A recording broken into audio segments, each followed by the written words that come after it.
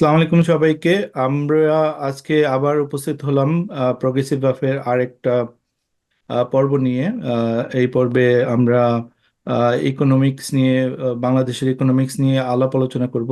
আমাদের সাথে আছেন জ্যোতি ভাই, জ্যোতি রহমান, অ্যান্ড মুনতাসির মামুন। জ্যোতি রহমান আহ, সিডনি ইউনিভার্সিটি থেকে মাস্টার্স করেছেন, অ্যান্ড অস্ট্রেলিয়ার গভর্নমেন্টের বিভিন্ন ইকোনমিক্স হিসেবে কাজ করেন, ইকোনমিক্স হিসেবে। আম, আফ্রিকা এবং সেন্ট্রাল এশিয়ার বিভিন্ন দেশে তার কাজ করার অভিজ্ঞতা আছে, একই পদে, একই ধরনের সেক্টরে। এবং উনি বাংলাদেশের প্রথম জেনারেশনের ব্লগার। এখনো ব্লগ লেখেন এবং ভেরি থট লিডার বাংলাদেশের অনলাইন স্ফিয়ারে।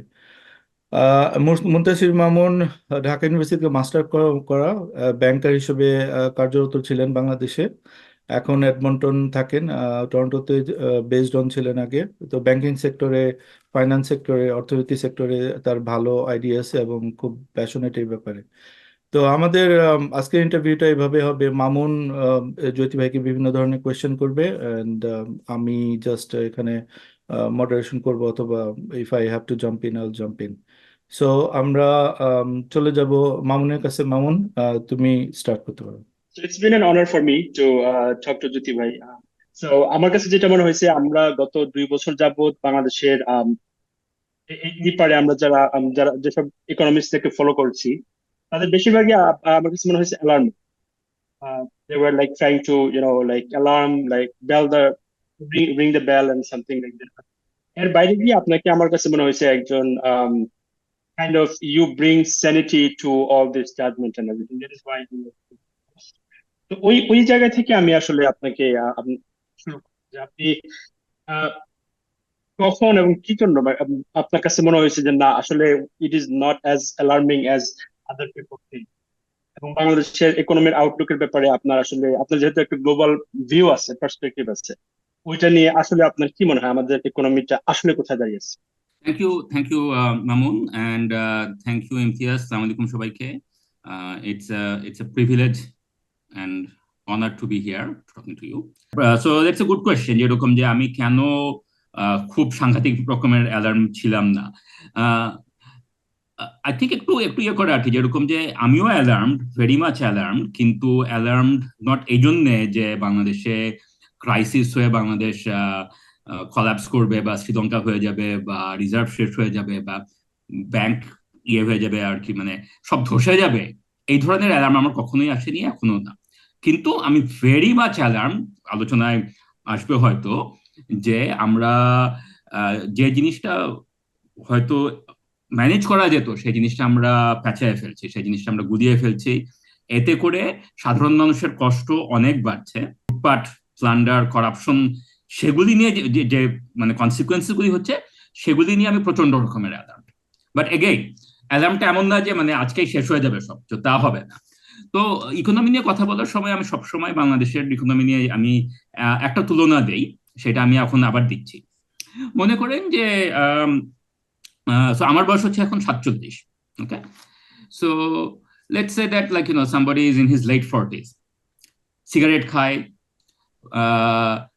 প্রচুর। আমরা যারা প্রবাসী বাংলাদেশি আমরা তো জানি যে প্রতি উইকেন্ডে দাওয়াত, এটা আমাদের part of our culture. So আমি প্রতি উইকেন্ডে মনে করেন যে আপনার 3-4 বার বিরিয়ানি খাচ্ছি, তারপরে আপনার মিষ্টি খাচ্ছি, কোনো এক্সারসাইজ করছি না। হ্যাঁ, যারা বিদেশে আমরা থাকি বা দেশেও থাকি, প্রচুর ধরনের স্ট্রেস আছে, কাজের স্ট্রেস, ফ্যামিলির stress and so on. So এরকম যাদের বয়স, এরকম যাদের স্ট্রেস, এরকম যাদের লাইফস্টাইল, তাদের তো আপনার বহু রকমের হেলথ প্রবলেম থাকবেই, থাকতেই পারে, না থাকাটাই অস্বাভাবিক, হ্যাঁ, তাই না? এবং এই হেলথ প্রবলেম যে কোনো সময় যে কোনো কিছুই মানে হয়ে যেতে পারে। মানে দ্যাট কিক ইন ডাজন্ট করতে মিন পারে। যে কোনো ডাক্তারই আপনাকে বলবে যেরকম যে মামুন আপনার তো সময় শেষ। No, that's not possible, that doesn't happen, right? সব ডাক্তারই বলবে যেরকম যে যদি আপনি সিগারেটটা বন্ধ করেন, বিরিয়ানিটা একটু কম খান, একটু এক্সারসাইজ করেন, হাঁটাচলা করেন, that would make your life better. Hmm hmm. বাংলাদেশের ইকোনমি ইজ লাইক দ্যাট, যে দের আর প্রচন্ড রকমের ইমব্যালেন্সেস, প্রচন্ড রকমের স্ট্রাকচারাল প্রবলেমস আছে, গভর্নেন্স প্রবলেমস আছে, ব্যাংকিং সেক্টরে করাপশন, মেগা প্রজেক্টস, সব সত্যি, অল সত্যি। বাট দ্যাট ডাজন্ট মিন যে কেউ বলবে যেরকম যে economy is about to collapse. It's not so simple. তার একটা মেইন কারণ হচ্ছে যে ইকোনমি অ্যাডজাস্ট করে, ঠিক আছে? So that's my overall bigger ইয়ে আর কি, যেরকম যে আপনার যখনই কোনো দেশের ইকোনমি নিয়ে চিন্তা করা হয়, it's useful to keep that kind of perspective in mind, যে বিষয় underlying vulnerabilities and stress factors গুলি কি কি, আর স্পেসিফিক এই মুহূর্তে কি হচ্ছে সেটা। বিকজ দুইটা গুলিয়ে ফেললে পরে অনেক সময় মানে আপনার মানে চিন্তা করতে ইয়ে হয় আর কি। আচ্ছা, এখন ইকোনমিতে আসলে গত 2 বছর ধরে কি হচ্ছে এবং কি হওয়া উচিত, তো আমি আমার পার্সপেক্টিভটা এখন বলি, ঠিক আছে? নাও দিস ইজ ইকোনমিক্স একটা জোক আছে যে on the one hand on the other hand, এটা there is no such thing as, মানে বাংলাদেশে একটা কথা ছিল যে রাজনীতিতে শেষ কথা বলে কিছু নাই, একটা জামাত প্রভাব ছিল। ইকোনমিক্সও ওইটার ইকুইভ্যালেন্ট হচ্ছে যে মানে ইকোনমিক্সও তাই, যে there is no final word in economics, there is always on the one hand, on the other hand, on the third hand, many multiple perspectives. So আমি আমার পার্সপেক্টিভটা বলি। তো বাংলাদেশে 2022-এ যখন ইউক্রেন যুদ্ধ শুরু হয়, তখন তেলের দাম বেড়ে গেল, খাবারের দাম বেড়ে গেল। At the same time US dollar appreciate করা শুরু করলো। কারণ কি? কারণ হচ্ছে যে তখন ইউএস এর ইন্টারেস্ট রেট রাইজ করতেছিল, অনেক দেশেরই করতেছে, বাট ইউএস এরটা যেহেতু leading country, so currency global মার্কেটে আমেরিকান ডলার অ্যাপ্রিসিয়েট করতেছে, and at the same time food and commodity প্রাইসের দাম বাড়তেছে। These were two external shocks that hit Bangladesh. খালি বাংলাদেশ না, অনেক দেশেই ঘটছে।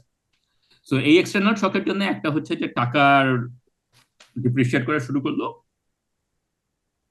আর আরেকটা হচ্ছে যে অবভিয়াসলি ইম্পোর্টেড জিনিসের দাম বেড়ে গেল, সো এক্সটার্নাল ইমব্যালেন্সেস, জিনিসের দাম বাড়া শুরু করলো, ইনফ্লেশন। সো এটা খালি বাংলাদেশ না, অনেকখানি হয়েছে। কাজেই গভর্নমেন্ট যখন বলে বা সরকারি অর্থনীতিবিদরা যখন বলে যে আমাদের তো দোষ নাই, এটা তো এক্সটার্নাল শক, I agree.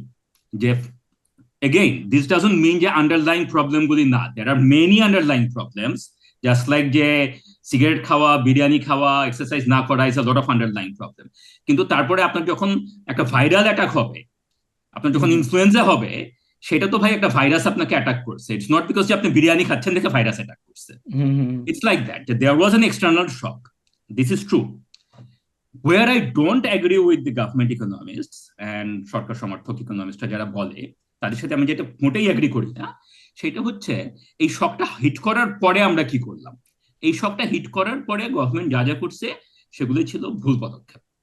তো এই ধরনের শক যখন হিট করে, যখন আপনার কারেন্সি ডিপ্রিসিয়েট করা শুরু করে এবং এক্সটার্নাল জিনিসে আপনার ইম্পোর্টেড জিনিসের দাম বেড়ে যায়, তখন আপনার কি করা উচিত? তখন যেটা করা উচিত সেটা হচ্ছে আপনার ইকোনমিকে, you have to rebalance the economy, you have to slow the economy, যাতে করে আপনার ইম্পোর্ট কমে আসে, যাতে করে ফরেন কারেন্সির উপরে চাপ কমে আসে, ফরেন কারেন্সির জন্য ডিমান্ড কমে আসে।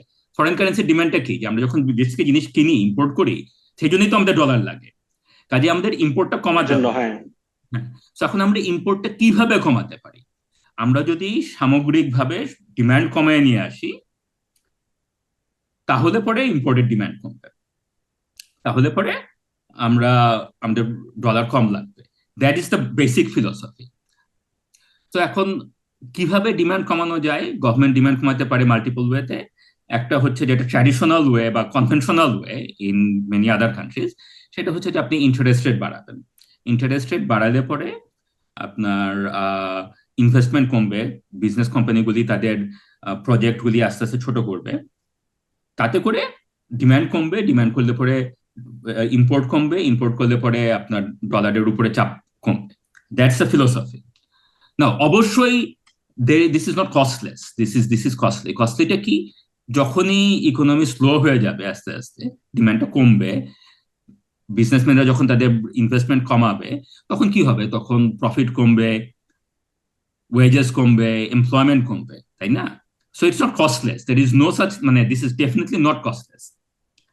নাও ইকোনমিক্সে আরেকটা কথা আছে যে no such thing as free lunch. আপনি কিছু একটা অ্যাডজাস্ট করতে গেলে পরে অন্য কোথাও একটা অ্যাডজাস্টমেন্ট হবেই।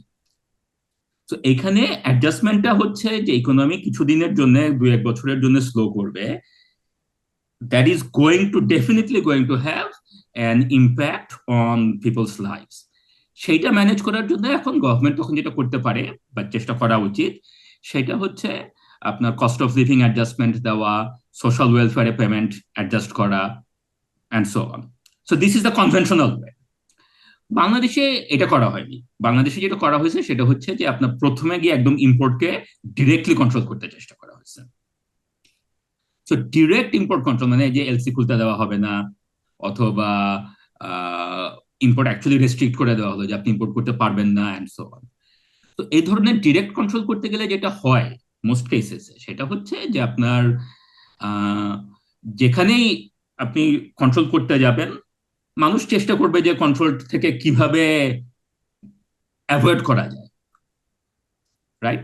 কিভাবে আপনার লুপহোল তৈরি করা যায়, কিভাবে ম্যানেজ করে নেওয়া যায়। And that's what has happened, যে আপনি ইম্পোর্ট ডিরেক্টলি কন্ট্রোল করতে চেষ্টা করা হয়েছে। যারা ম্যানেজ করতে পারেনি, তারা ডলার পায় নাই, তারা এলসি খুলতে পারে নাই, তাদের বিজনেস সাফার করছে।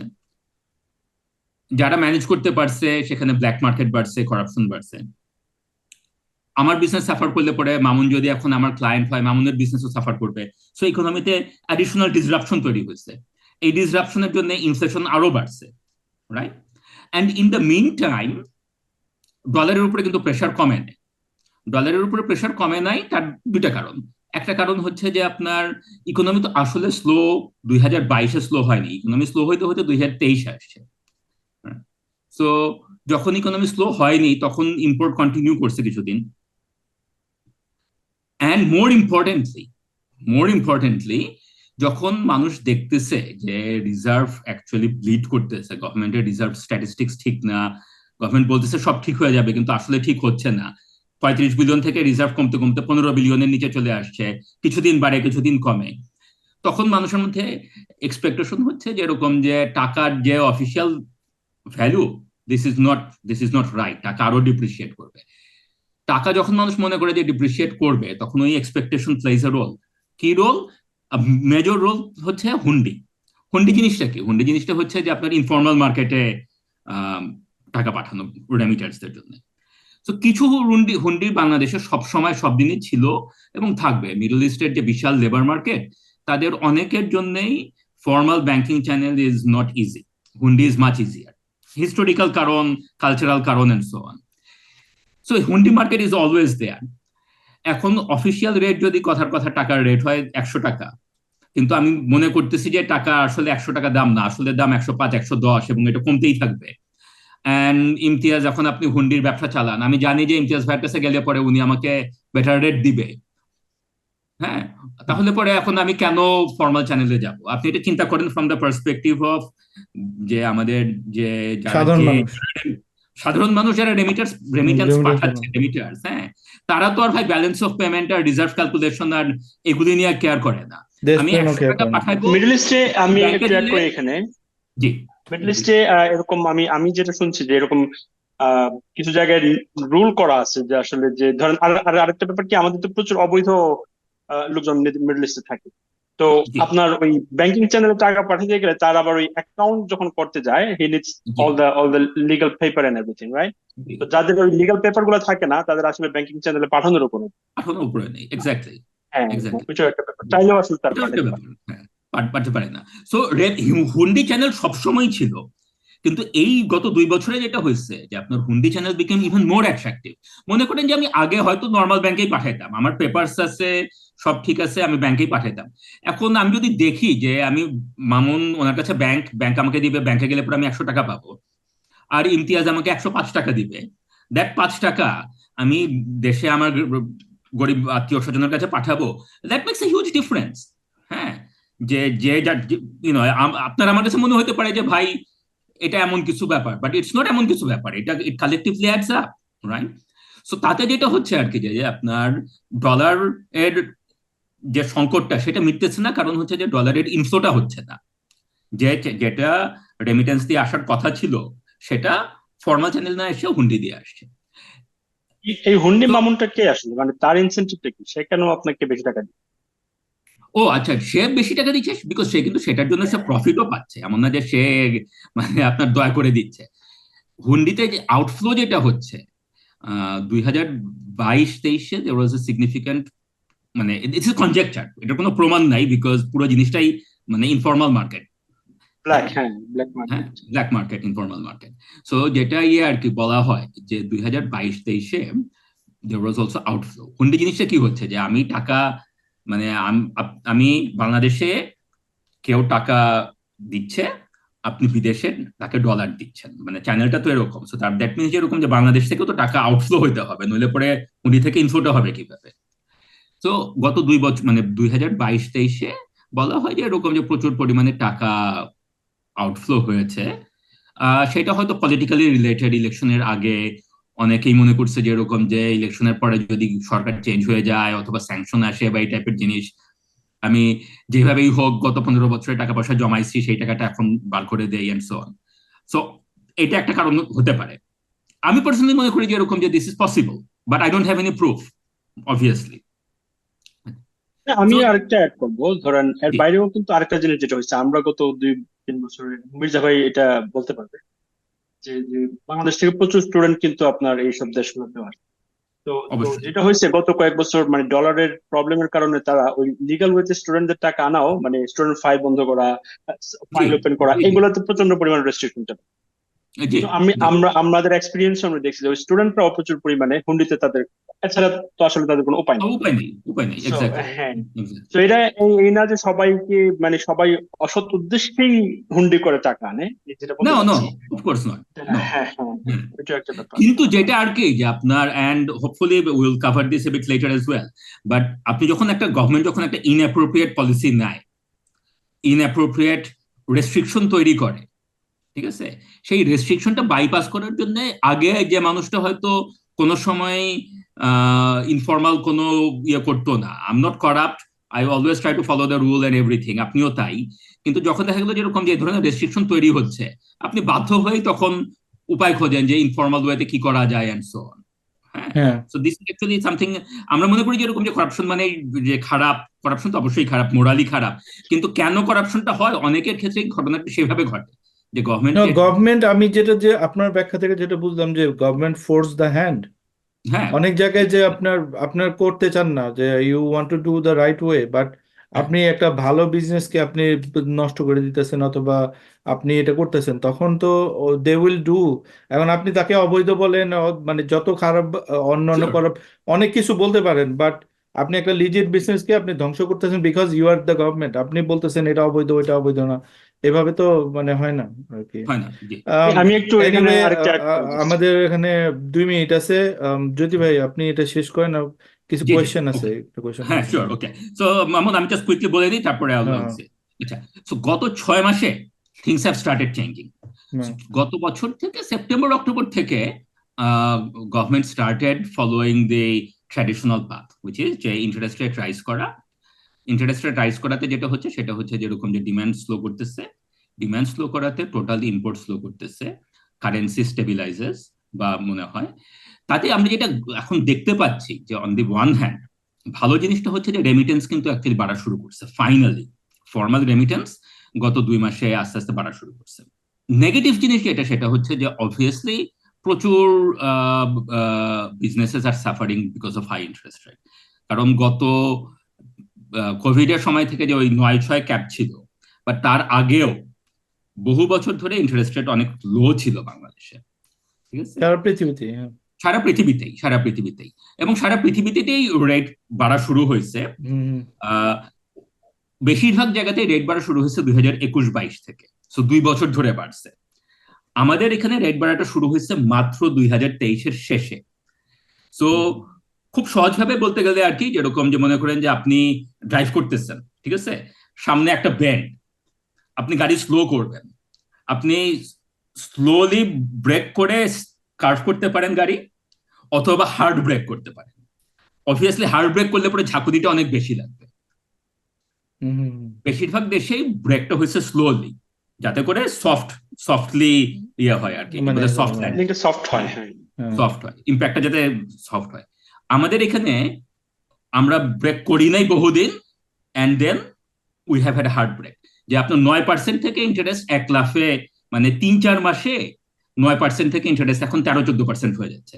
এখন মনে করেন এগেইন যে আপনি একটা business, you are not corrupt or anything, আপনি জাস্ট নর্মাল একটা বিজনেস আপনি রান করেন, আপনার কস্ট ফ্লো, আপনার ক্যাশ ম্যানেজমেন্ট, আপনার প্রোডাকশন ফ্লো অ্যান্ড এভরিথিং, এটা আপনি 9% ইন্টারেস্টে গিয়ার করে রাখছেন।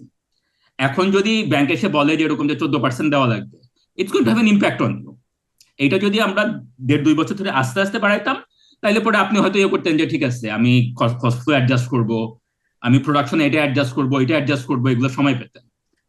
সাডেন জাম্পে this is this is this is this is this is এটা অ্যাভয়েড করা উচিত ছিল, অ্যাভয়েড করা যেত, কিন্তু এই মুহূর্তে it has become a problem.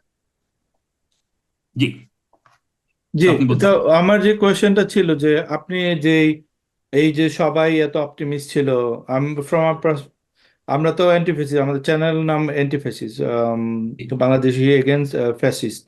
তো আমরা যেই যেই কারণে আমরা মনে করতেছিলাম যে এই ইকোনমিক ডাউনফলটা, we are betting against, betting for it, যে এরকম হলে this government will fall. So আমাদের পার্সপেক্টিভ থেকে আমরা তো মানে যেই অপটিমিস্ট যারা ছিলাম, উই প্রুভড রং। এখানে আপনার অনেকেই আমি বলতে শুনছি যে if I recall last year, যে মার্চে এপ্রিলে ইভেন শেখ হাসিনা নিজেই বলছেন যে দুর্ভিক্ষ হবে, এটা সেটা অনেক কিছুই বলছেন, বাট নাথিং হ্যাপেন। তো এখন হাউ ডিড, লাইক আমি আপনার থট প্রসেসটা জানতে, যেটা মামুনের ইনিশিয়াল কোয়েশ্চেন ছিল, যে how did you predicted, because আমার মনে আছে গ্রুপের মধ্যে আপনি প্রায় লিখতেন যে no it's not that, you are very conservative based. আমরা অনেক উচ্ছ্বাস ছিলাম।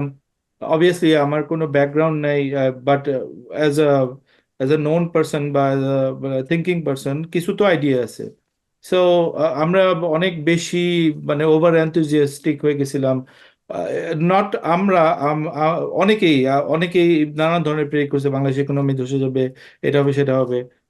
হাউ ডিড ইউ প্রেডিক্ট, মানে আপনি কিভাবে কুল থাকলেন, বা আপনি why did you predicted whatever you predicted back then? Because you are right, right? I don't know if I am right or wrong, বা সেটা নিয়ে না, বাট আমার মনে হয়নি কখনো যে আসলে যে ইকোনমিতে ফান্ডামেন্টালি এরকম ক্রাইসিস টাইপের ইয়ে হতে পারে।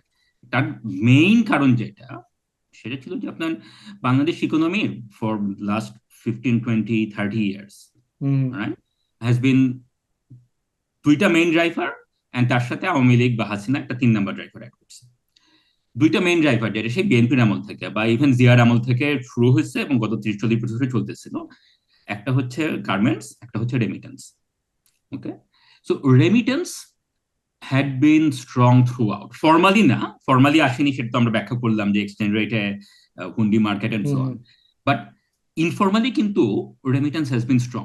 কেন? তার কারণ হচ্ছে যে আপনার বাংলাদেশিরা যারা টাকা পাঠায়, মানে যেখান থেকে রেমিটেন্স হয়, দেখেন যে আপনার middle eastern market, north American market, বেশিরভাগ ইউরোপিয়ান মার্কেট, মানে বাংলাদেশে যারা কাজ করে যেসব জায়গাতে এবং যারা রেমিট রেমিট করে সেই market, this labour markets are very strong. আপনি কানাডাতে যত ইকোনমিক ডাউনটাউন হোক বা যাই হোক, জব মার্কেট, মানে ওই জব মার্কেট রেমিটেন্স, যে যে জব মার্কেট, সেটা আপনি দেখেন যে দেখবেন যে এরকম যে আপনার প্রচুর জব, মানে ওই ইয়ে আর কি, middle eastern job market is going very strong, right? কারণ ওই লোয়ার লেভেলের জবগুলো তো অলওয়েজই থাকে, ওগুলো তো অলওয়েজ, কাটছাট হয় না। এক্স্যাক্টলি হ্যাঁ। রাইট। অ্যান্ড রেকর্ড পরিমাণ মানুষ কোভিড এর পরে বিদেশে গেছে কাজ করতে। So this is like government statistics, বেসরকারি স্ট্যাটিস্টিক্স, হুম বিভিন্ন দেশের লেবার মার্কেট স্ট্যাটিস্টিক্স, সবই বলে যে এরকম যে আপনার মানে মানে যারা রেমিট করা তাদের ইনকাম ইজ ভেরি স্ট্রং, এবং তারা সেই টাকাটা রেমিটই করে। যে লোকটা মনে করেন যে আপনার বিদেশে লিগালি বা ইলিগালি আছে, তার ফ্যামিলি সবাই দেশে, সে বিদেশে টাকাটা জমাবে কেন? মিডল ইস্টে তো টাকা জমানোর কোনো স্কোপই নাই, তাই না? মিডল হ্যাঁ ইস্টের হ্যাঁ সেভিয়ার, জব, রাইট? ওইটাই ওইটাই এক্স্যাক্টলি, basically। হ্যাঁ, ওইখানে আপনাকে ক্যাশ আপনাকে যা দেওয়া হয়, আপনি মানে middle eastern job market typically একজন ওয়ার্কারের জন্য কি, যে তাকে অ্যাকোমোডেশন দেওয়া হয়, তাকে খাওয়া দেওয়া হয়, and then you get the money, and তাকে বলা হয় যে তুমি কোনোভাবে খরচ করতে পারবে না, তোমার কোনো রাইট নাই, হুম হুম হুম হুম। ঠিক আছে? সো আপনি তখন সেই টাকাটা তো আপনি রেমিটই করবেন। জি। So I knew that the remittance was coming in, and that remittance put a floor in the economy.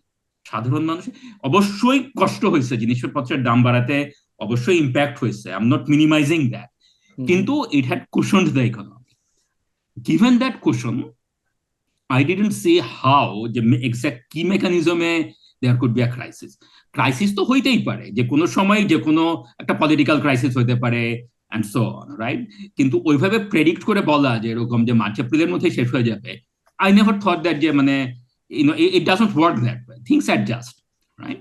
ওকে। আর আরেকটা যে পলিটিক্যালি যেটা, সেটা হচ্ছে যে গভর্নমেন্ট যখন বলছে যে এরকম যে আমাদের প্রচুর সমস্যা হচ্ছে, that actually is like words to them. তারপর যখন সমস্যা হবে না তখন আপনি বলবেন যে এরকম যে আমি তো ম্যানেজ করছি, এন্ড দ্যাটস অ্যাকচুয়ালি, কিন্তু এখন এখন পলিটিক্যালি যদি আপনি চিন্তা করেন, that is exactly what is happening, যে আপনার government is claiming victory because তারা বলতেছে যে এরকম যে আমরা তো এটা ম্যানেজ করে ফেলতে পারছি, হুম। ঠিক আছে? Yeah. ব্যাংক তো কলাপস করে নাই, দুর্ভিক্ষ তো হয় নাই, হ্যাঁ। তাই না? আচ্ছা তো আচ্ছা আচ্ছা, ছোট করে যদি এগুলি বলতেন, যেই প্রেডিকশন গুলো আমরা করছি যে এত হাজার কোটি টাকা এখান থেকে লুট করা হয়েছে, ব্যাংকগুলোকে খোকলা করে দেওয়া হয়েছে, দেন তারপর কোনো এটার ইম্প্যাক্টই হলো না। এটা হ্যাঁ, না, এটা একটা no, this মিস্ট্রি is আমার কাছে, যে এখনো কিভাবে no, রান করতেছে। no, this is actually very good question, Imtiaz, and very good point. লুটপাট ডেফিনেটলি হয়েছে, I hmm. Don't deny that at all. হ্যাঁ। প্রচুর লুটপাট হয়েছে গত 15 বছরে। বাংলাদেশের ইকোনমির একটা খুব সহজভাবে জিনিস হচ্ছে এরকম, বাংলাদেশে আয় করছে কারা? বাংলাদেশের আয় করছে হচ্ছে, মানে where did the income come from? Hmm. Income came from remittance, income came from garments, garments. হ্যাঁ হ্যাঁ। ঠিক আছে? সো আর যারা গভর্নমেন্টের উন্নয়ন প্রকল্প, দ্য থার্ড ড্রাইভার। হ্যাঁ। ওটা তো মূলত ঋণের টাকা, হ্যাঁ, লোনের টাকা। সো থার্ড প্রপোর্টটা হচ্ছে ঋণের টাকা, so that's a separate channel, ওইটা আমি বাদ দেই, রাইট? সেটার ইম্প্যাক্ট ভালো কি খারাপ, we can have a separate discussion, but that's a driver too, just sorry that's a driver too, একটা যেমন, দ্যাটস এ ড্রাইভার টু, যেমন দ্যাটস এ আমি ড্রাইভার মনে হয় যে থার্টিজে যখন আমেরিকাতে আপনার হলো, আমেরিকাতে কিন্তু অনেক প্রজেক্ট করছে, এখন প্রজেক্ট করছে, লোন নিয়ে করছে, এটাই করছে, কিন্তু মানুষের তো টাকা গেছে, মানুষের কাছে অবশ্যই, ইকোনমিক্স মানে অবশ্যই, কি, সবার পকেটে টাকা যাবে and the economy will flow on, এটাই তো করে, অ্যাবসলিউটলি, ঠিক না? তো হ্যাঁ, এটা তো একটা অ্যাবসলিউটলি ড্রাইভার। হ্যাঁ, এটা ড্রাইভার, মানে এখান থেকে লুট করছে, অনেক কিছুই করছে, বাট এটা এখানে তো অনেক মানুষ কাজ করতেছে বিভিন্ন, দ্যাট ইজ ট্রু। শুধু তো লুট করেই নিতেছে না, ওখানে তো বিভিন্ন, স্পিল ওভার তো থাকেই, হ্যাঁ, হ্যাঁ ধরেন হ্যাঁ আপনার হ্যাঁ একটা এলাকায় হ্যাঁ। ওখানে না, রূপপুর যে কোনো আপনার একটা পারমাণবিক একটা কেন্দ্র একটা হইলো, ব্রিজ হ্যাঁ, করলে, একটা টানেল করলে, একটা মেগা প্রজেক্ট করলে, এই করলে, এগুলো তো মানুষই কাজ করে না, তো এখানে তো মানুষের কাজ এখানে কাজ হয়। ইকোনমিক অ্যাক্টিভিটি হয়। সো দ্যাটস আ, আপনি যে থার্ড ড্রাইভার বললেন, এটা খুবই আমার কাছে সিগনিফিকেন্ট মনে হয়েছে। I never consider that, but it's a good one. So এখন গত 15 বছরে যেটা হয়েছে আর কি, যে ইনকাম আসছে, ইনকামটা কার কাছে গেছে, that is the other part. প্রচুর ইনকাম যে ব্যাংকিং চ্যানেল লুট করে বা প্লান্ডার করে বা ইয়ে করা, এনার্জি সেক্টরে, right? It hmm. Went to the regime connected cronies. হ্যাঁ, আমরা দেখতে পাচ্ছি যে অলিগার্কের কাছে। ইনইকুয়ালিটি বাড়ছে, অলিগার্কির কাছে গেছে, হুম হুম ইনইকুয়ালিটি বাড়ছে। ইটস নট দ্যাট যে আপনার গরিব আরো গরিব হয়েছে, মানে আমরা হুম সহজভাবে মনে করি যে ইনইকুয়ালিটি বাড়লেই আমরা মনে করি যে গরিব আরো গরিব হয়েছে, বড়লোক আরো বড়লোক হয়েছে। It's not so hmm. Simple. গরিবেরও জীবনের লিভিং স্ট্যান্ডার্ড না, বাড়ছে, ডিফারেন্সটা হয়তো মানে ডিফারেন্স ওখানে তো রয়েছে অনেক গেছে, ও উপরে উঠে গেছে আরো। এক্স্যাক্টলি, হ্যাঁ এক্স্যাক্টলি। হ্যাঁ হ্যাঁ। তো পার্টিকুলারলি কোভিড এর আগে পর্যন্ত, মানে আওয়ামী লীগের প্রথম 10 বছর গরিব মানুষের লিভিং স্ট্যান্ডার্ড জেনুইনলি বাড়ছে, there is no denying that. আচ্ছা, যে কারণগুলি আর কি, যে আপনার মেগা প্রজেক্ট থেকেও তো কাজ করছে, রেমিটেন্স আসছে, গার্মেন্টস এর কাজ, জ্যোতি ভাই, আমার মনে হয় এটা অন্য কোনো সরকার থাকলেও পারতো, গিভেন অন্য দ্যাট কোনো সরকার থাকলেও পারতো, দ্যাট পারতো। ইজ অলসো ট্রু, যে হ্যাঁ এটা হ্যাঁ অন্য কোনো সরকার থাকলেও পারতো। সো গরিবের লিভিং স্ট্যান্ডার্ড বাড়ছে, দ্যাট ইজ নো কোয়েশ্চেন। হ্যাঁ হ্যাঁ। গত কয়েক বছর, গত 2-3 বছরের hardship is a different thing, সেটা ছাড়া ওভার দ্য লং টার্ম গরিবের লিভিং স্ট্যান্ডার্ড বাড়ছে।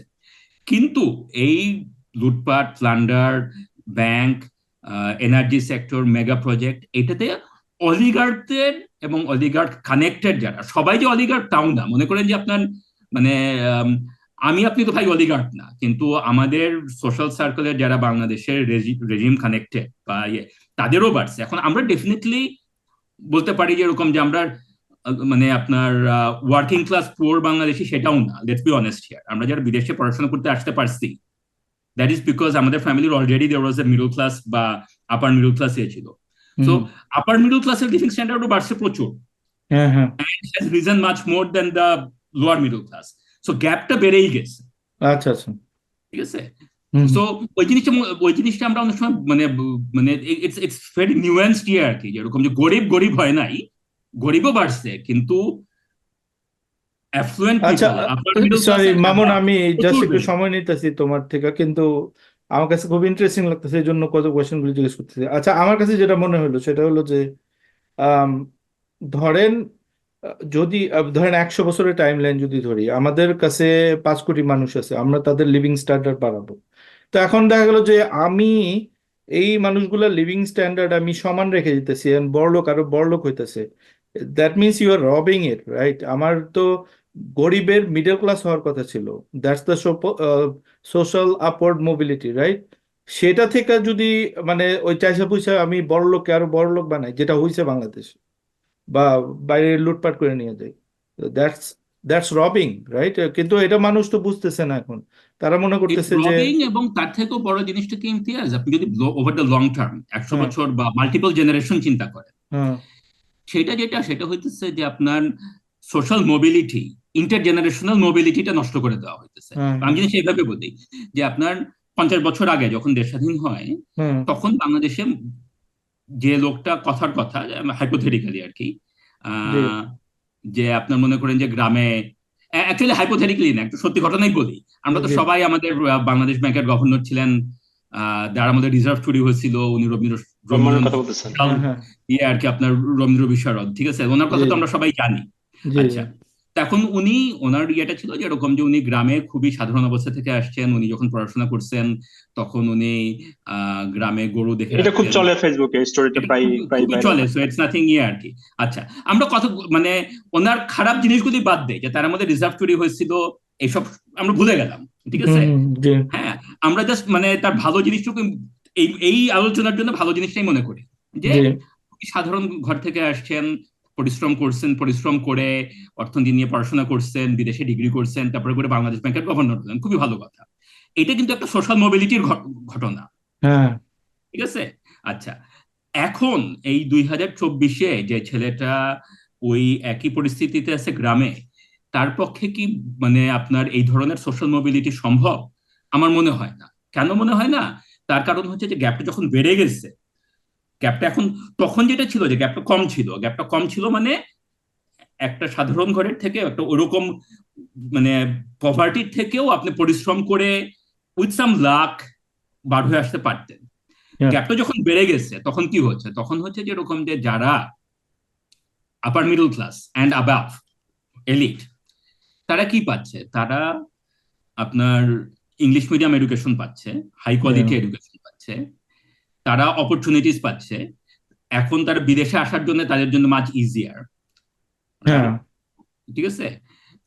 সো তার জন্য মানে ওই ইকুইভ্যালেন্টলি, যে ছেলেটা গ্রামে গরু চালিয়ে পড়াশোনা করে ম্যাট্রিক পরীক্ষা দিচ্ছে অ্যান্ড সো অন, সে যত ব্রিলিয়ান্টই হোক, তার জন্য লাইফে comparatively speaking much more difficult.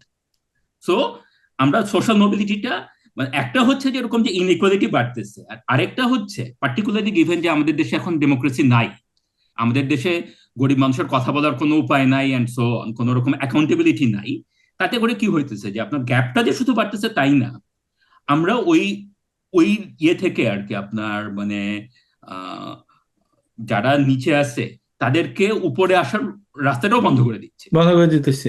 আচ্ছা এন্ড জ্যোতি ভাই, দ্যাট ইজ এ আপনাকে বিগার এখানে প্রবলেম। একটু থামাবো আমি। জি জি। এই যে কথাগুলো বললেন আমাদের সে সোশ্যাল সার্কেলে, যে ইউ আর হাইলি এডুকেটেড, আমরা সবাই highly educated, right? No question about it. So আমাদের সার্কেলে, আমাদের গ্রুপে বা আমাদের অনলাইন স্ফিয়ারে এই কথাগুলি আপনি বলতেছেন, ইট উইল রেজোনেট, আমরা সবাই বুঝতে পারবো। এই কথাগুলা আমরা কেন সাধারণ মানুষকে বুঝাইতে পারবো? সাধারণ মানুষ এটা বুঝতে পারে নাকি, বা কোনোভাবে প্যাকেজ করা যায় যে এই কথাটা তাদের বোঝানো যায় খুব ইজিলি? যেমন আপনি তো ভালো ভালো এক্সাম্পল দিলেন, গাড়ির এক্সাম্পল, তারপর প্রবাসীদের হেলথের এক্সাম্পল। মানে কিভাবে বললে আমি আমার পর থেকে ধরেন আমি লেখালেখি করি অনলাইনে অথবা পডকাস্ট করি, আমি কিভাবে বলতে পারি যে এই কথাগুলা যাতে মানুষের কাছে রেজোনেট হয় এই কথাগুলো? দ্যাটস কারণ এ ভেরি আপনি গুড যেটা কোয়েশ্চেন। বলতেছেন আমি বুঝতেছি, বাট সাধারণ মানুষ তো এটা বুঝে না। মানে কেন বুঝে না? কারণ এটা তো অ্যাকচুয়ালি ইটস ইম্প্যাক্টিং দ্যাম, মানে তারাই সবচেয়ে বেশি ক্ষতির সম্মুখীন হবে এবং হচ্ছে। না, আমি একটু অ্যাড করি যে মানে ভাই ওই যে আপনি যে জিনিসটা বলতেছেন মানে ব্যাপারটা কি অপরচুনিটি কস্টের ব্যাপার। ধরেন আমরা কি হইতে পারতাম আর কি হই নাই, জি এই এক্স্যাক্টলি। জিনিসটা আমি পার্সোনালি ফিল করি this is the toughest thing to explain to people. কারণ আপনি কি হইতে পারতেন আপনি তো আসলে জানেন না, জি তাই না? ধরেন একটা কৃষকের ছেলে সে যে একটা ব্যবসায়ী হইতে পারতো বা ওইটা হইতে পারতো, সে কোনোদিন সেটা হয় না। তো he doesn't even know that he could have been that.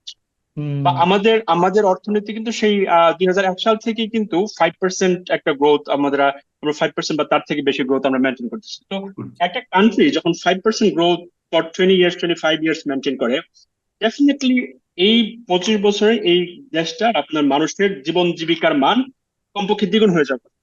হুম হুম তাই তো, হুম। মানে এটা কিন্তু একদম হুম মানে আমি আমি কোথাও দেখছি মানে গতকালকে বা পরশুদিন আমরা কোনো একটা ফোরামে আমি না, দেখলাম এটা সিম্পল, এটা তো মানে ক্যালকুলেশন, অবশ্যই হবে। হ্যাঁ। ফাইভ হুম হুম পার্সেন্ট গ্রোথ যদি আপনি যদি কোনো ব্যাংকেও আপনি টাকা রাখেন আর 5% গ্রোথ যদি আপনার ওই টাকাটার হয়, 20 বছরে কিন্তু ওই টাকাটা আপনার ডাবলের চেয়ে বেশি হয়ে যাবে, তাই না? হ্যাঁ ইজি তো ইজি আমাদের গত 20 বছরে আমাদের আমাদের গ্রোথ আমাদের চিন্তা করতে হবে যে আমরা আসলে কোথায় ছিলাম 20 বছর আগে, সেখান থেকে কি আমরা ডাবল বা তার থেকে বেশি আসছে কিনা। যদি আমরা না এসে থাকি that means we actually lost hmm this whole game, right? আর আর লস করছি মানে কি, তাহলে এই যে বাড়তি 5%-এর যে বাড়তি বেনিফিটটা, মানে এই যে লস যে বেনিফিট, এটা কার কাছে গেছে? এটা অবভিয়াসলি অলিগারদের পকেটে অলিগারদের গেছে। কাছে গেছে, অথবা ওয়েল প্ল্যান্ড, ওয়েল ডিজাইনড হ্যাঁ, ওদের কাছে গেছে। সিচুয়েশন। তো এই যে বাট প্রবলেমটা হচ্ছে মেইন এখানে মির্জা ভাই যেটা বলতেছে যে এই যে we missed it, how do we present it আর how do even people know that they miss this? this is a very tough, absolutely, it's a very difficult thing to explain. And much easier to say যে আর কি যে মানে crisis হয়ে যাবে is a much easier thing to say. হুম আমাদের social media dynamics যেটা আর কি মানে হুম। আমাদের মানে মানে আপনি ইয়ে না ইন জেনারেল আর কি, শুধু বাংলাদেশই না সবখানেই যে আমরা social one media plus one two dynamics is calculation করতে খুব পছন্দ করি, আমরা একটু টাফ হুম। ক্যালকুলেশন হলে তো আর না, পারি গোটা না। মানব জাতি, আপনি দেখেন ডুমসডে বলে কিন্তু একটা পুরো জানরাই আছে যে অবশ্যই জি অলওয়েজ পৃথিবী ধ্বংস হয়ে যাবে। এটা মানুষ শুনতে কেন জানি পছন্দ করে। এবং সেটাই এরকম কিন্তু পর পর আছেই, একটার পর একটা লাগিয়ে আছে যে এটা হবে জি সেটা হবে। জি মানে ওই ক্রাইসিস সিনারিও মানুষ খুব পছন্দ করে। যে পয়সাটা আমাদের পকেটে থাকার কথা ছিল সেটা ওনাদের পকেটে গেল। জি এখন এখান থেকে আমার মাথায় এই চিন্তাটা আসে এবং আমি এটা জিজ্ঞেসও করছি, তাইলে কি আসলে আম, দুর্নীতিকে কি আমরা নেসেসারি এভিল বলতে পারি কিনা? ধরেন এখন যে বড় বড় অলিগার্করা তৈরি হইতেছে, এরা কিন্তু আবার এই টাকাগুলো আবার ইনভেস্ট করতেছে, রিইনভেস্ট করতেছে, এরা আবার কোম্পানি তৈরি করতেছে বড় বড়। আপনার দেখা যাচ্ছে যে এখন এখন যে আপনার পাওয়ার প্ল্যান্ট গুলো হচ্ছে সবই তো অলিগার্কদের পাওয়ার, ভেরি তাই গুড না? বড় কোয়েশ্চেন। বড় ইনভেস্টমেন্ট, হ্যাঁ, ওই যেগুলো আমি আমরা একটু হয়তো অ্যাড করে দিই, বেনজির কিন্তু টাকাটা বাংলাদেশেই রাখছে, সে বিঘার পর বিঘা পুরো গোটা দেশ দখল করে রাখছে, এটা কিন্তু অ্যাপ্লডও পাইছে। এবং এটা আমি আমার কাজিন টাজিন এরা বলার চেষ্টা করে যে টাকা তো তারা চুরি করে নিয়ে যায়নি, দেশেই রাখছে, দেশের উন্নতি হইতেছে। হ্যাঁ, তারা স্বীকার করে টাকা ব্যাংক থেকে লুট করছে, বাট এটা তো কোনোভাবে ইকোনমির মধ্যে ফ্লো করতেছে। তো দুর্নীতি কি নেসেসারি ইভিল কিনা, it's a very good question. I আপনার think we're going back to what we spoke before, but still মানে এটা আমাকে খুব বদার করতেছে রিসেন্টলি। আচ্ছা সো ইয়া, তো আমি ওকে সো দুর্নীতি নেসেসারি ইভিল কিনা এটা একটু আচ্ছা লেটস সি যে বেনজিরের এক্সাম্পলটা দিয়ে আমি শুরু করি তারপরে সেটা একটু ব্রডেন করব। আচ্ছা, বেনজির যদি এই টাকাটা লুট না করতো, ঠিক আছে, এই টাকাটা তো তারপরেও থাকতো, এই টাকাটা লুট যদি বেনজির না করতো তাহলে পরে ওই টাকাটা হয়তো অন্য কোনো ভাবে ফ্লো হইতো। এগেইন মানে এখানে অপরচুনিটি কস্টের ডিসকাশনটা চলে আসে আর কি, যে কি হলে কি হয়তো তো আমরা বলতে পারি না, কিন্তু রাইট, আমরা আমরা হ্যাঁ আন্দাজ করতে পারি, রাইট? যে আমরা আন্দাজ করতে পারি যে বেনাজির যদি ওই টাকাটা লুট নাও করতো, টাকাটা তো কারোর টাকা ছিল, এই টাকাটা হয়তো ইমতিয়াজ মামুনের কাছে দিত, মামুন হয়তো সেই টাকা দিয়ে ব্যবসা করতো, রাইট? সো হুম কাজে এই টাকাটা বেনাজির লুট করে করে বিদেশে পাঠায় নাই বুঝলাম, কিন্তু লুটটা তো করছে। লুটটা না করলে পরেও টাকাটা থাকতো, টাকাটা কারোর, কেউ একজন এই টাকাটা আয় করছে, সেই টাকাটা কেউ জমা করছে, জমা করার পরে সেই টাকাটা কোনোভাবে বিনিয়োগ হইতো, তাই তো? এটা গেলো বেনাজিরের এক্সাম্পল এরিয়া। এটা কি আমরা যদি এটা মোর ব্রডলি চিন্তা করি, বাংলাদেশের ইকোনমিতে এগেইন আমরা জানি যে দোজ থ্রি ফ্যাক্টরস, যে রেমিটেন্স, গার্মেন্টস এন্ড প্রজেক্টস। কি হয়নি আমরা বলতে পারি, বাংলাদেশের ইকোনমিতে কোনো মেজর ফরেন ইনভেস্টমেন্ট আসে নাই। বাংলাদেশ আর ভিয়েতনাম 20 বছর আগের ডাটা যদি দেখেন, দুইটা মোটামুটি একই ছিল, পার ক্যাপিটা ইনকাম একই রকম ছিল, দুইটা দেশই বেসিক্যালি গার্মেন্টস, 80% গার্মেন্টস, ঠিক হুম আছে? সেখানে এখন Vietnam is a major beneficiary of US China trade war. হুম ঠিক আছে, এই যে আপনার আমেরিকানরা চাইনিজ মানে like we are not getting into all of that এখানে obviously, but we all know যে ইউএস তাদের চায়না ট্রেড নিজের ওয়ার। গাড়ির ব্র্যান্ড আছে, বাংলাদেশ কি করতে পারছে? Exactly, exactly. So we know, so foreign investment আসেনি, একটা হুম গেল। হুম। ডোমেস্টিক ইনভেস্টমেন্ট, ডোমেস্টিক বিজনেসম্যান যারা, তারাও কিন্তু এই যে মনে করেন যে টাকা ইয়ে হয়েছে, সো অল ট্রু, কিন্তু ডোমেস্টিক ইনভেস্টররাও কিন্তু গার্মেন্টস এর বাইরে কোথাও যায় না। এখনো কিন্তু গার্মেন্টস ইজ বেসিক্যালি আমাদের, তখনও ছিল গার্মেন্টস, এখনো গার্মেন্টস, এর বাইরে কিন্তু ইয়ে হয়নি। রেমিটেন্সের টাকা দেশে আসতেছে, এইটা মানুষের লিভিং স্ট্যান্ডার্ডে প্রচুর হেল্প করতেছে, no question about that.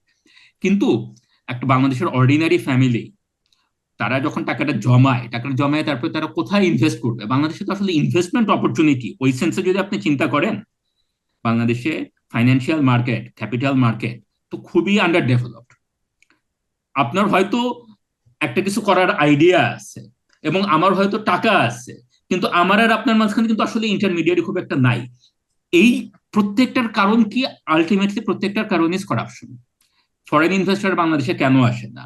Domestic ইনভেস্টররা, ডোমেস্টিক যারা যেভাবেই হোক, আপনার টাকা আছে, করাপশন করেই হোক আর গার্মেন্টস করেই হোক আর যেভাবেই হোক, you have money, but you don't have the opportunity to actually invest in productive, innovative, new industries, new ideas. বাংলাদেশে কেউ বলতেছেন যে বাংলাদেশে টেসলা বানাইতে হবে, বাট আমি তো গার্মেন্টস থেকে মুভ আউট করে প্যাশারি বানাইতে পারি, ওর আদার লাইট ম্যানুফ্যাকচারিং করতে পারি, সাইকেল বানাইতে পারি অ্যান্ড সো অন, যেটা অন্য অনেক দেশ করছে। ভিয়েতনাম করছে, ভিয়েতনামের আগে সাউথ ইস্ট এশিয়ার কান্ট্রিগুলি করছে, কোরিয়া করছে অ্যান্ড সো অন। এমন না যে Bangladesh is the first country in the world to do this. এগুলি আমরা কেন করতেছি না? নট বিকজ যে মানে মানে we are not doing this not because যেরকম যে আমাদের কোনো আইডিয়া নাই, উই হ্যাভ আইডিয়াস। বাংলাদেশের যারা বিজনেসম্যান, তাদের সাথে আপনি কথা বলেন, বেসিক্যালি দে উড সে যেরকম যে ওকে, আমি যেটা করতেছি দ্যাট ইজ ইজি, অন্য কোনো কিছুতে ডাইভার্ট করতে গেলে পরেই there are lots of problems. What are all those problems? Ultimately those problems are related to the political economy, which is corruption, which is oligarchy, which is clientelism, মানে রেজিমের সাথে network, মানে এই এই ধরনের ব্যাপার। দিস আর নট যে এরকম যে কারোর কোনো আইডিয়া নাই আমি এখন কি করব and so on, that's not the case. In fact domestic capital কিন্তু অ্যাকচুয়ালি বাংলাদেশের domestic savings is pretty high. বাংলাদেশের domestic savings is about 30% of GDP, which is reasonably high. পাকিস্তানে এটা বোধ হয় 15%-এর কম। চায়না তো অনেক বেশি, 40%-এর মতো, কিন্তু বেশিরভাগ বাংলাদেশের মানে comparable many other countries 30% is a very reasonable, very respectable amount of savings. সহজভাবে বলতে গেলে পরে আপনার বেসিক্যালি একটা ordinary family can save about 1/3 of its income. মানে এগে গত 2 বছরের cost of living pressure is a special case, এটা বাদ দিলে তার আগের কোভিড এর আগের বছর দশেকের হিসাব যদি আপনি করেন, পাবেন যেরকম যে বেশিরভাগ family about 1/3 of its income মোটামুটি সেভ করার মতো অবস্থায় ছিল। এবং সেই টাকাটা যদি করাপশন কম হতো, যদি প্রপার গভর্নেন্স থাকতো, ব্যাংকগুলি যদি অ্যাকচুয়ালি প্রপারলি ট্রাস্টেড হইতো, শেয়ার মার্কেট যদি প্রপারলি ট্রাস্টেড হইতো, তাইলে পরে এই এই টাকাটা অ্যাকচুয়ালি প্রোডাক্টিভ ইনভেস্টমেন্টে যেতে পারতো। সেটা যাইতে পারেনি because of corruption. So I would say the corruption is definitely evil, and it is only necessary because government forces a lot of things যেখানে মানুষ করতে বাধ্য হয়, and those corruption is actually pretty small. যে ছেলেটা হুন্ডি করে বিদেশে টাকা আনতেছে বিকজ সে পড়াশোনা করতে যেতেছে, সেটা is not the big corruption. Big corruptions যেগুলো আমরা কথা বলতেছি, যে বিগ বাজেট, মানে আজিজ খান যেভাবে টাকা নিয়ে গিয়ে সিঙ্গাপুরে he becomes one of the billionaires, that is not necessary evil, that is pure evil. যদি ভাই আমার আমি মনে হয়, জাস্ট একটা সম্পূরক কোয়েশ্চেন অথবা সাথে সাপ্লিমেন্ট আমি বলতে চাই আর কি। এটা তো কোয়েশ্চেন না, বাট আমার অবজারভেশন যে আমার মনে হয় যে ওই যে আমরা যে কথাটা আলাপ করলাম যে এই সরকার ধরেন এরকম আছে যে সরকার ভিওআইপি ব্যবসা অথবা গার্মেন্টস ব্যবসা অথবা আপনার আম, যে কোনো কৃষি খাতে তারা ভর্তুকি দেয়। This government, this particular corrupt fascist government, ওরা করাপশনের জন্য ইনসেন্টিভ দেয়।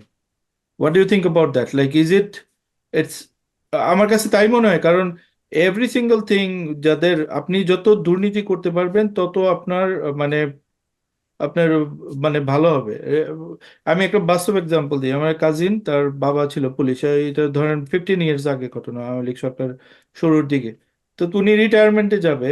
ওনার রিটায়ারমেন্টে যাওয়ার জন্য ওনার হলো যে থানায় ডিউটি করবে। তো থানায় ডিউটি করার জন্য আম, তার তো টাকা কালেক্ট করতে হবে, but he doesn't want to do that.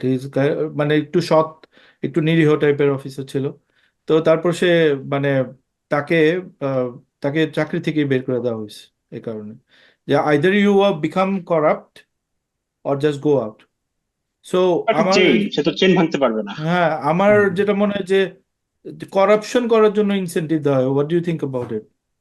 I would add to that actually Imtiaz, যেটা সেটা হচ্ছে যে আপনি যদি তার আন্ডারলাইন কস্টে চিন্তা করেন যে আগে হুম মানে 2007-এর আগে বা 2009-এর আগে যখন ইলেক্টেড গভর্নমেন্ট ছিল, তখন কি হতো যে আওয়ামী লীগ আসতো, বিএনপি আসতো, আওয়ামী লীগ আসতো, মানে হুম হুম হুম। Change over. আহ, চেঞ্জ এবং ওভারের সময় হতো যে এরকম যে ছিল। আপনার, হ্যাঁ, সো দের আর সাম, মানে দুই পার্টিরই তাদের পার্টি করাপ্টার ছিল, করাপ্টেড লোক ছিল, করাপ্ট ইয়ে মানে, এদের পিছনে যেত, এদের ই করা যেত। হ্যাঁ, যে এদেরকে দিতে হতো। But there are also honest people in the হ্যাঁ মিডল, যারা দুই পার্টির কারোর সাথেই অ্যালাইন্ড না, যারা অ্যাকচুয়ালি প্রফেশনালি কাজ করে চেষ্টা করে। হ্যাঁ এন্ড এদেরকে কিন্তু দুই সাইডেই প্র্যাকটিক্যালি রেসপেক্ট করতো। হ্যাঁ হ্যাঁ বিকজ আপনি জানেন যে, দেখেন যে আপনি জানেন যে 5 বছরের মধ্যে আপনাকে কিছু একটা করতে হবে, নইলে পরে আপনি ইলেকশনে গেলে পরে আপনি ইলেকশনে হারবেন। সো ইউ হ্যাড টু হ্যাঁ পারফর্ম। হ্যাঁ ভোটটা হ্যাঁ হবে, ভোটে তো কিছু একটা দেখাইতে হবে, হ্যাঁ রাইট? কিছু একটা প্রজেক্ট, আপনি এই এলাকাতে একটা কাজ হয়েছে এটা তো আপনার বলতে হবে। তো সেই কাজটা কে করবে? মানে অনেস্ট লোকের উপরে তো রিলাই করা ছাড়া, ইটস এ বেস্ট বেট। যে আমি জানি যে মামুন আমার লোক, ঠিক আছে, বাট আমি এইটাও জানি যে মামুন তো খাবে। Imtiaz is an honest man, I can trust him. Hmm and at the end আমার দুইটাই দরকার, মামুন খাবে, আমাকে দিবে, সেটাও আমার দরকার, কিন্তু আমার ইমতিয়াজকেও দরকার। বিকজ আমি 5 বছর পরে যখন দেখাবো যেরকম যে আমি এই কাজগুলো শেষ করছি, এই জন্যই আপনি আমাকে ভোট দিবেন। হুম সেই জন্য I need Imtiaz to finish all those job. যখন ইলেকশন নাই তখন আমার ওই চিন্তাটা নাই। এখন আমার কাছে Mamun is important, Mamun is much more important. তার কারণ হচ্ছে যে ইলেকশন, যে শুধু ইলেকশন নাই তা না, ইলেকশনটা তো আমাকে কাউকে দিয়ে রিগ করতে হবে। রিক করতে হবে। হ্যাঁ, তো সো ওকেই এই দরকার। সেন্সে এবং এখন Imtiaz is an honest man, is doesn't matter to me, right? He is হ্যাঁ অ্যাকচুয়ালি হ্যাঁ আ প্রবলেম। হ্যাঁ হ্যাঁ হ্যাঁ হ্যাঁ হ্যাঁ, গুড গুড পয়েন্ট। একটু অ্যাড করি, আমার আমার দুইটা কনফিউশন মানে মোটামুটি কেটে গেছে। So I am little bit excited about it. Opportunity কস্টের যে কথাটা আমরা বলতেছিলাম, সো আমি আসলে খুব আই ওয়াজ টাফ তো মানে এটা রিলেট করতে। এখন আমার কাছে যেটা মনে হচ্ছে যে হ্যাঁ, মানে ওই যে আপনি যখন ভিয়েতনামের উদাহরণটা দিলেন, আমার আমার মনে আছে যে আজকে থেকে 5-7 বছর আগেও যখন আওয়ামী লীগের লোকজন একটা জিনিস প্রায় বলতো যে কেন গভর্নমেন্টের কনসিস্টেন্সি দরকার। তো গভর্নমেন্টের কনসিস্টেন্সির কথা বলতে গিয়ে ওরা প্রায় মালয়েশিয়ার উদাহরণ দিত। মাহাতির মোহাম্মদের উদাহরণ দিত যে মাহাতির তো 22 বছর ক্ষমতায় ছিল, 22 বছরে সে কোথা থেকে মালয়েশিয়াকে কোথায় নিয়ে গেছে। তো ওইটাকে আমরা একটা ইয়ে বলতে পারি যে ধরেন অলরেডি অলমোস্ট তাদের তো আর কয়দিন পরে 20 বছর হয়ে যাবে। তো 15 বছর বা 20 বছর একটা একটা এবং এবং এই গভর্নমেন্ট তো স্থিতিশীল ছিল। ধরেন এর আগে আওয়ামী লীগ যখন ক্ষমতায় ছিল না, বিরোধী দলে ছিল, আমার মনে আছে বছরে 100 দিন তারা হরতাল ভাঙচুর থাকতো সারাক্ষণ। So government was always interrupt, government function ঠিক মতো হতো না। বাট গত 15 বছরে ফুললি স্টেবল গভর্নমেন্ট, কোনো ইন্টারাপশন নাই, বিরোধী দলের পক্ষ থেকে কোনো আপনার ইয়ে নাই, অবস্ট্রাকশন নাই।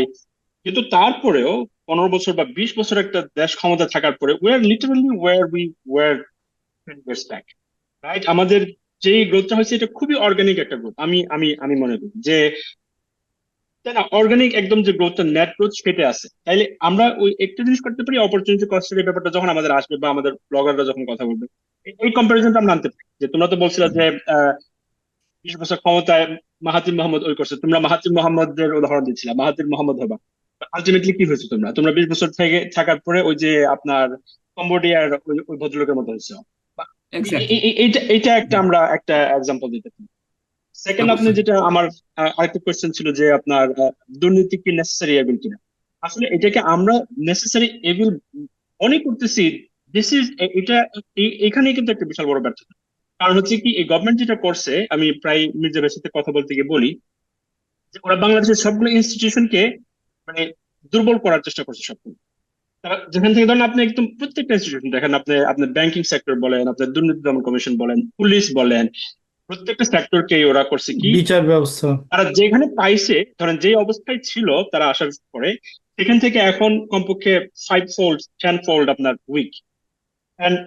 এবং এবং গত 10 বছরে 15 বছরে ক্যাপিটাল মার্কেটের উপর দিয়ে তো একটার পর একটা সুনামি গেছে।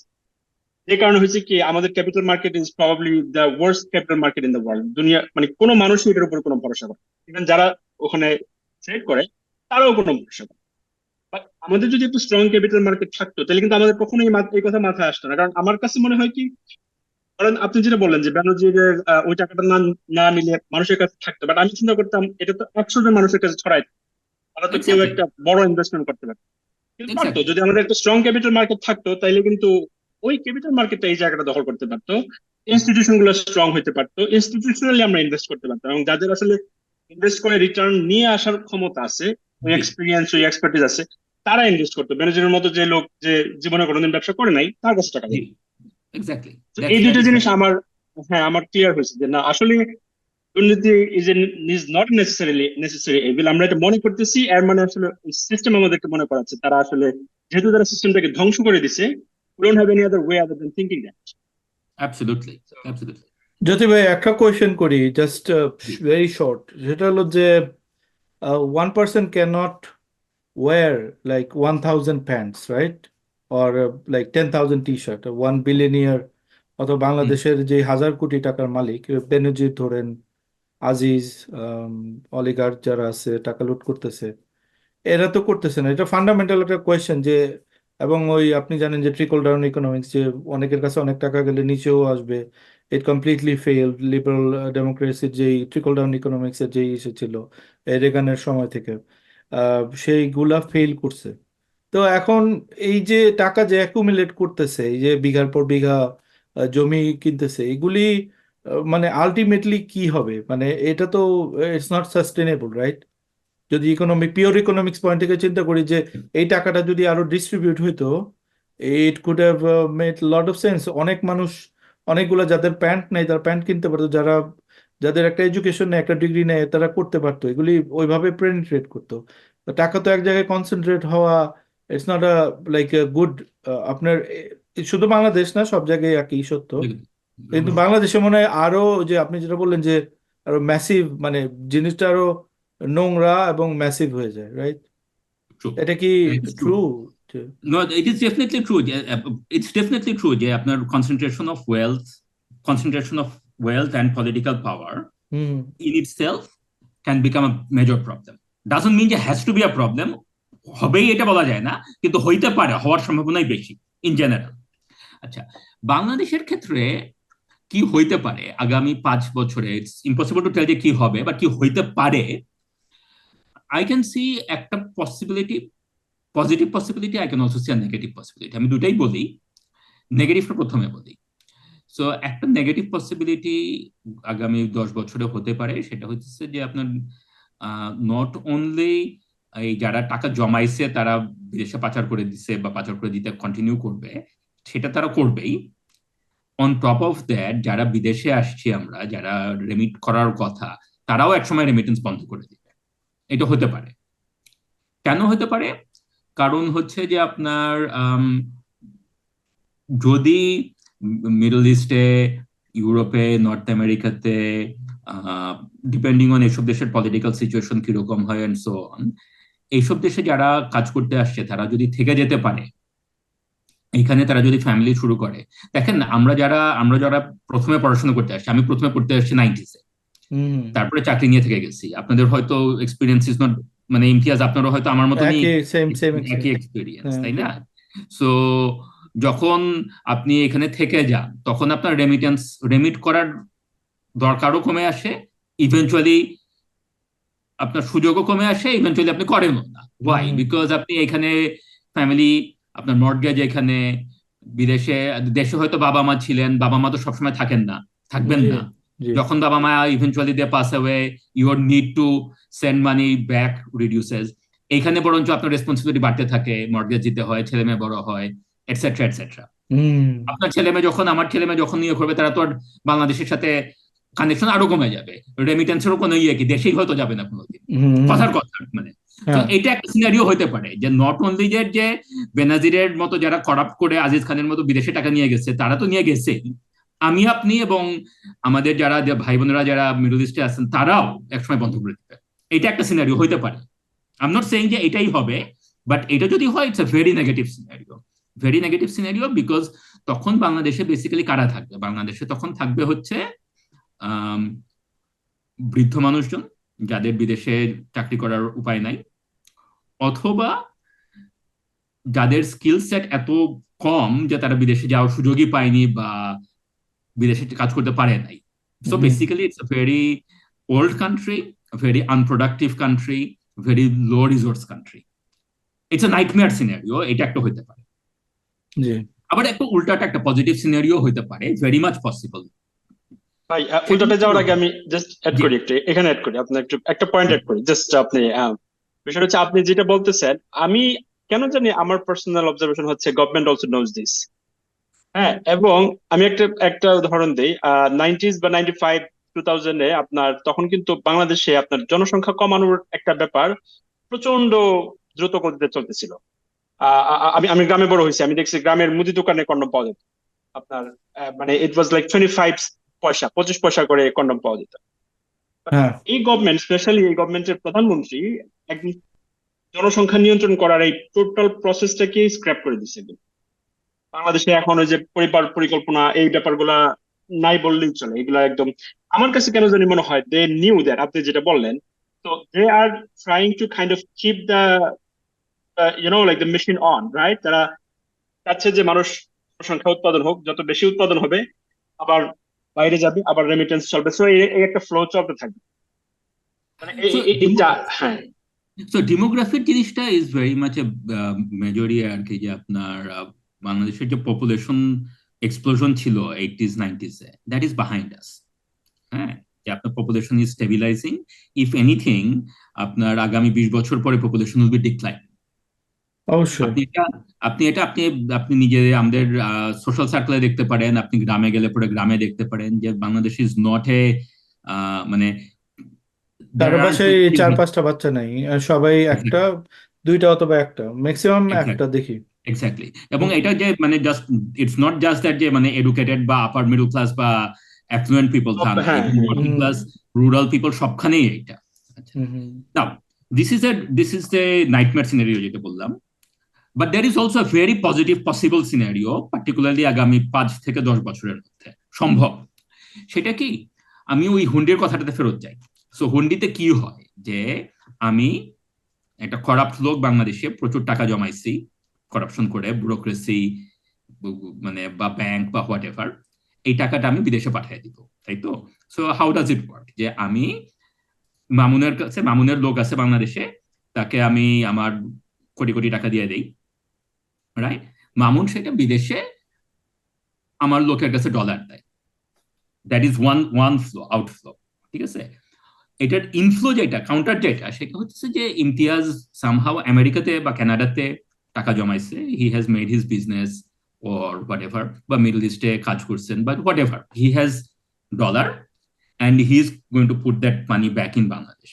That is how Hundi works. It's not that যেরকম যে মামুন এটা আউট অফ চ্যারিটি করতেছে, এটা মামুনের বিজনেস, আমার কাছ থেকে টাকা নিচ্ছে, ইমতিয়াজের কাছ থেকে ডলার নিচ্ছে। It's inflow and outflow, it's a bank, it's a informal bank, হুম। ঠিক হুম। আছে? তাই তো? আচ্ছা, সো আমি আমার টাকাটা বার করে দিচ্ছি, ইমতিয়াজ ডলারটা দেশে নিয়ে আসতেছে অন নেট। গত 2 বছর কথা হচ্ছে না, গত 2 বছর তো ক্রাইসিস সিচুয়েশন, সের কথা আলাদা। ইন জেনারেল ওটা লং টার্ম, অন নেট কিন্তু দেশেই টাকাটা থাকতেছে। বেসিক্যালি যেটা হইতেছে যে আমি আর ইমতিয়াজ টাকা আর ডলার হ্যান্ড ওভার করতেছি, তাই তো? আর এখন যদি আপনি চিন্তা করেন যে ইমতিয়াজ কেন দেশে টাকাটা পাঠাইতেছে, সে দেশের টাকাটা এই জন্যই পাঠাইতেছে বিকজ সে দেশে কিছু করতে চায়। And he is actually the hard working honest গাই, যে বিদেশে টাকাটা করছে, সেটা সে বিজনেস করে করুক, কাজ করে করুক, যেভাবেই করুক, he is a hard working honest guy. সে টাকাটা জমাইছে and he wants to put that money in Bangladesh. Rather আমি অ্যাকচুয়ালি আনপ্রোডাক্টিভ খারাপ লোক, যে টাকাটা চুরি করছি, করে আমি এখন কানাডাতে গিয়ে সুখে থাকতে চাই। হ্যাঁ। তো এই জিনিসটা যদি আসলে আসলে যদি আমি আসলে থিঙ্ক অ্যাবাউট ইট, বাংলাদেশে যদি একটা পলিটিক্যাল চেঞ্জ সম্ভব হয়, একটা রিফর্মিস্ট গভর্নমেন্ট, বা I am not talking about যে মানে আপনাকে খুব সিঙ্গাপুরের মতো, লি কুয়ান ইউর মতো এরকম ভিশনারি লিডার হইতে হবে, আমি তা বলতেছি না। হুম। একটা মোটামুটি হাফওয়ে ডিসেন্ট একটা গভর্নমেন্টও যদি হয়, ঠিক আছে, তাইলে পরে it is very much possible যে সামবডি লাইক ইমতিয়াজ যে টাকাটা বাংলাদেশে ইনভেস্ট করছে, সে ফেরত এসে সেই তার টাকাটা দিয়ে সে কিছু একটা করতে পারে। তো বেসিক্যালি জিনিসটা যদি এরকম হয় যে Imtiaz is the hard working businessman, entrepreneur who's making his money, productive money, replaces Jyoti, who is a corrupt regime crony who has plundered the money, তাইলে তো দেশের জন্য এটা অনেক ভালো। যদি ইমতিয়াজ জ্যোতিকে রিপ্লেস করে এই সিচুয়েশনে, this is a positive outcome. Okay, এখন যদি আমাদের এরকম একটা পলিটিক্যাল চেঞ্জ সম্ভব হয়, then it is also possible যে অ্যাকচুয়ালি দেশে there could be a big flourishing of positive boom. Again I have no idea যে কোনটা হইতে পারে। এটা যদি কোনো ইকোনমিস্ট আপনাকে বলে যে এরকম যে এইটাই হবে, you should never trust him or her, yeah, because you can't it's say like a fortune teller হয়ে যাবে অথবা আপনার exactly oracle, exactly which is oracle, not exactly, possible. which is not possible. আপনি And সিনারিও দিতে পারেন, but you can't predict scenario দিতে পারেন যে এটা হতে পারে, ওইটা হতে পারে, এবং কারণগুলি আপনি বলতে পারেন যে এটা যদি হয় তাহলে এটা হতে পারে, রাইট? এটা তো জন্য আমি বেসিক সেজন্য শর্ত দুইটা হচ্ছে আপনার সিনারিও দিচ্ছি। জি, বেসিক শর্তটা হচ্ছে আপনার ওই এনভায়রনমেন্ট দিতে হবে, ইনস্টিটিউশন দিতে হবে, অবশ্যই জাস্টিস দিতে হবে। এখন আমি অবশ্যই। I don't see this particular government is gonna be working towards it because this is very hard. Like মানে এই গভর্নমেন্টের আমি যে জিনিসটা বুঝি, এরা চলে খুব বিবর্তনবাদের সূত্র মেনে, খুব ইমিডিয়েট প্রবলেম ইমিডিয়েট সলভ, এই জিনিসটা আর কি। ওদের কোনো দে ডোন্ট হ্যাভ মানে any hard fails, adapt or die. হ্যাঁ অ্যাডাপ্ট করে। এন্ড এই অলসো যে একটা গভর্নমেন্ট সাধারণত আপনার মানে 15-16 বছর পরে, মানে ইন্ডিয়ার fourth term, very few government anywhere in the world has the, যত ভালো ইন্টেনশনই থাকুক, দেখেন মাহাথিরের কথা বলা হয়, রাইট? মালয়েশিয়ার story has not ended very well, মাহাথিরের career did not end very well at all, তাই না? এন্ড মাহাথির ইজ হিউমিলিয়েটেড, হ্যাঁ ভেরি লিমিটেড হিস্টোরিক্যালি। খুব কম দেশেই, সো সিঙ্গাপুরের Lee Kuan Yew is an example, যেটা বলতে পারেন যে আপনার 30-40-50 বছর ধরে একটা পার্টি পাওয়ারে আছে, and they have renovated and rejuvenated and so on, right? But those are exceptions. বেশিরভাগ ক্ষেত্রে যারা ইভেন মানে রিফর্মিস্ট ও তো শুরুও করে, একটু একনায়কতান্ত্রিক, রাইট? হি ইজ এ হ্যাঁ, little bit authoritarian, right? no, so Singapore is definitely an authoritarian country. There is, মানে they have elections, but they মানে ইয়ে আর কি, but they are highly জাপানের মতো meritocratic. অনেকটা, হ্যাঁ বাট ওটা তো অনেক ছোট, এই জন্য ছোট কান্ট্রি বলে অনেক মানে ম্যানেজ করতে পারছে। অবভিয়াসলি নট গিভেন দ্যাট, তার ক্রেডিট না, মানে সিঙ্গাপুরকে পৃথিবীর সবচেয়ে সেরা একটা দেশে পরিণত করে, it's not a matter of joke. মানে ছোট, কিন্তু but that's an exception, right? যে বেসিক্যালি যে there are very few countries যেটা যেসব দেশে ওইটা হয়েছে আর কি। বেশিরভাগ দেশে যেটা হয় যে আমাদের আপনার পোর্ট কান্ট্রি গুলোতে হয় ভাই, আমি যেটা দেখছি পোর্ট কান্ট্রি তাদের এখানে সিঙ্গাপুর, হংকং, সিঙ্গাপুরের ওদের ওদের লোকেশনটা এমন যে আপনার এটা ইটস এ হাব, রাইট? ওরা ওই যে আপনার এই পোর্টটাকে যখন ওরা মানে আকর্ষণীয় করে ফেলতে পারছে ওয়ার্ল্ড এর কাছে, and then they had nothing to do and, right? ওইটা না অটোমেটিকলি আপনার এটা তারা করছে। যে সতর্ক থাকছে, তারা যে প্রতিটা জিনিস ঠিক মতো করছে, এটা তো তাদের ক্রেডিট। তারা তো বলতে হ্যাঁ, পারতো তারা যে যে আমি ধ্বংস করে আমেরিকা দেন এই চলে যাব, জিনিসটা, আমেরিকাতে ফার্মল্যান্ড কিনবো, তারা যেটা করে নাই, বলছে দেশেই থাকবো, what ever it is, corruption করিয়া যাই করে এই দেশকেই ভালো করবো, ঠিক না? আর জিয়া রহমান তো সিঙ্গাপুরে নিয়ে গেছে সবাইকে দেখানোর জন্য যে সিঙ্গাপুর দেখো, এখান থেকে শিখো তোমরা, মানে এই করো। আচ্ছা, সরি গাইজ, আমার আমাদের দেশের 57 মতো, মিনিটস। বাংলাদেশের মতো দেশের experience is lot more like countries like Zimbabwe. তো জিম্বাবুয়েতে আপনার রবার্ট মুগাবে যখন প্রথম পাওয়ারে আসছিল, he was a genuine freedom fighter, he was very well regarded, very highly educated and so on. সে ইংল্যান্ডে পড়াশোনা করছে, অ্যাকচুয়ালি তাদের দেশের যে রেজিস্ট্যান্স যুদ্ধ ছিল, তাদের মুক্তিযুদ্ধে সে frontline soldier and so on. And তার প্রথম 5-10 বছরের মোটামুটি খুবই ভালো ইয়ে ছিল, ন্যাশনাল রিকনসিলিয়েশন, হ্যান ত্যান, খুবই সুন্দর সুন্দর ইয়ে আর কি, and like they were genuine policies and so on. And then over time eventually যেটা ইয়ে হয়েছে যে 30 বছর ক্ষমতায় থাকার পরে he ended up being highly corrupt. His wife was notorious for মানে আপনার করাপশনের ইয়ের জন্য আর কি, আপনার তার গয়নাগাটি, হ্যান ত্যান, বহু রকম scandal and so on. The party became very repressive. They ended up with hyperinflation, right? যে আপনার মানে $1,000% inflation, $1 billion note and all of those things, right? So যখনই আমি শুনি যে এরকম যে মানে ওই বাংলাদেশ তো দেখো স্টেবিলিটি দিয়ে আমরা সিঙ্গাপুর হইতে পারবো, তখনই আমার মনে হয় যে ওকে, সিঙ্গাপুর হয়তো হইতে পারবো না, বাট জিম্বাবুয়ে হয়তো হয়ে যাবে। ওকে, এটাতেই আমরা শেষ করব আমাদের 59 minutes right now. Closing remark, Jyoti ভাই আপনি আগে বলেন, আমি মামুনের কাছ থেকে নিব। আচ্ছা। ক্লোজিং স্টেটমেন্ট বলেন, আমাদের আলোচনা, আজকে আলোচনার আপনার কি মনে হলো, বলুন। No, thank you for having me. This is it's important to have these kind of discussions. আপনি প্রথমে আগে আগে যেটা বললেন আর কি, মামুনও যেটা বললো যেরকম যে why was I not alarmed about economic crisis and political and so on. I'll just go back to that আর কি, যে আপনার economy adjusts. And I think the Bangladesh economy is incredibly resilient because Bangladeshi people are incredibly resilient. And so I think that the economy is going to adjust and so on. That doesn't mean that everything is well. So instead of talking about the economy crisis hoite pare and so on, we should focus on the problems. Je, we know the economy is going to adjust. That's not a problem.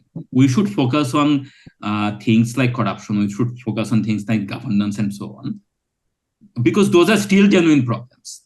Yeah. Inequality, but this is a genuine problem, right? So those are the kind of things that we should focus on. Okay, Mamun. আমি just এটা add করবো যে আমরা আসলে adrenaline রাশের উপরে খুব বেশি ইয়ে করি, যে এবং খুব ইজি সলিউশন খোঁজার চেষ্টা করি। কারণ রিজার্ভটা নিয়ে আমরা খুব বেশি কথা বলি, কারণ it's so easy to understand. But এই যে আপনার গুড গভর্নেন্স, এই জিনিসগুলো আসলে মানে they are not very easy, they are not attractive, not sexy. ওই জন্য ওইগুলো নিয়ে আমরা কথা বলি না। সো বাট ইলেকশনের পরে এখন আমি যেটা বলছি, there is no shortcut way for us. আমাদের যে কথাগুলো সেগুলো বলে যাওয়া লাগবে, নিজেরা এডুকেটেড হইতে হবে, মানুষজনকে এডুকেট করতে হবে। This has been a very learning experience for me. Okay, okay, ঠিক আছে, থ্যাংক ইউ সবাইকে। আজকে আপনারা যারা দর্শকরা দেখলেন, আমাদের একটা ভালো আলোচনা হলো। I learn a lot from Jyoti ভাই and Mamun contributed as well. তো ভবিষ্যতে আমাদের নেক্সট ইকোনমিক সিরিজে আমরা social upward mobility, trickle down economics আর ইনকাম ইনইকুয়ালিটির ব্যাপারে আমরা কথা বলবো। তো আমরা মেহতেশাম ভাইকে নিয়ে আসার চেষ্টা করব আর সালিন ভাইকে, তাহলে like we have all around figure to discuss this topic. It's মানে একটা খুব হট বাটন ইস্যু হয়ে যেতেছে বাংলাদেশের জন্য। আম, সবাইকে দেখার জন্য ধন্যবাদ। আপনাদের যদি কোনো কোয়েশ্চেন থাকে তাহলে প্লিজ আমাদের জানাবেন কমেন্ট সেকশনে। আর আমাদের চ্যানেলটা সাবস্ক্রাইব করেন, আমাদের ইয়াং চ্যানেল লাইক আর সাবস্ক্রাইব করেন। আর যদি আপনার ইংরেজিতে দেখার কোনো প্রবলেম, ইংরেজি কথার জন্য বা শব্দের জন্য প্রবলেম হয়, আপনি সাবটাইটেল অন করে দিতে পারেন। ক্লোজ ক্যাপশন অন করলেই ইউটিউবের মধ্যে সেটাতে দেখা যাবে। থ্যাংক ইউ সবাইকে, গুড বাই।